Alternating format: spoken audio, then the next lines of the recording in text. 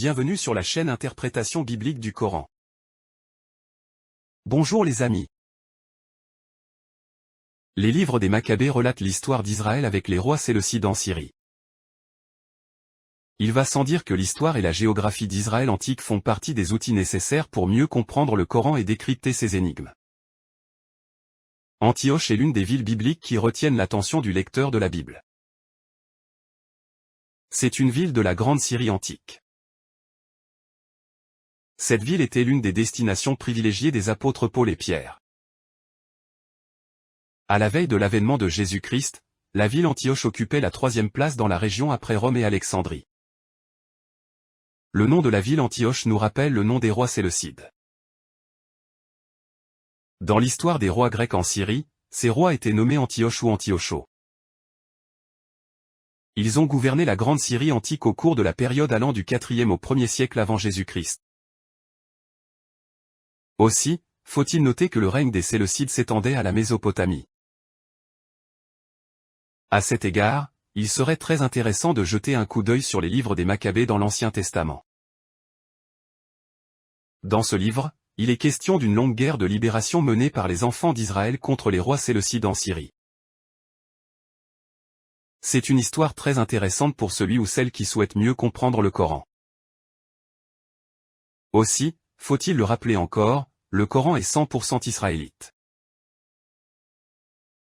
Il ne cesse de parler des enfants d'Israël, des prophètes d'Israël et de l'histoire d'Israël. Les livres des Maccabées relatent l'histoire d'Israël avec les rois séleucides en Syrie. Il va sans dire que l'histoire et la géographie d'Israël antique font partie des outils nécessaires pour mieux comprendre le Coran et décrypter ses énigmes.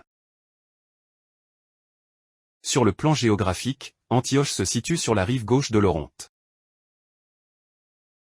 Elle a été fondée en l'an 300 avant Jésus-Christ par Séleucos Ier Nicator. C'est lui qui lui donna le nom de son père Antiochos. La ville Antioche a par la suite été conquise par les Romains quand ces derniers conquièrent la Syrie en l'an 64 avant Jésus-Christ. C'est ainsi que la ville Antioche est devenue la capitale de la Syrie sous la domination romaine. La ville Antioche est citée dans le Nouveau Testament. Après la mort de Jésus-Christ, Antioche devient un centre de prosélytisme des premiers chrétiens. À titre d'illustration, l'Épître des Galates nous enseigne ce qui suit dans le chapitre 2, les versets 11 et 12. Quand Pierre vint à Antioche, je lui résistai en face, parce qu'il s'est donné tort. En effet, avant l'arrivée de certains gens de l'entourage de Jacques, il prenait ses repas avec les païens. Mais quand ces gens arrivent, on le vit se dérober et se tenir à l'écart, par peur des circoncis.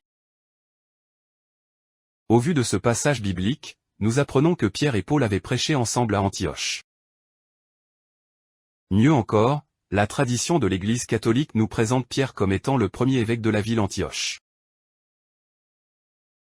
Aussi, faut-il noter que le règne des Séleucides s'étendait à la Mésopotamie. À cet égard, il serait très intéressant de jeter un coup d'œil sur les livres des Maccabées dans l'Ancien Testament. Dans ce livre, il est question d'une longue guerre de libération menée par les enfants d'Israël contre les rois séleucides en Syrie. C'est une histoire très intéressante pour celui ou celle qui souhaite mieux comprendre le Coran. J'attends votre commentaire. En attendant, abonnez-vous à la chaîne, commentez et partagez. À la prochaine les amis.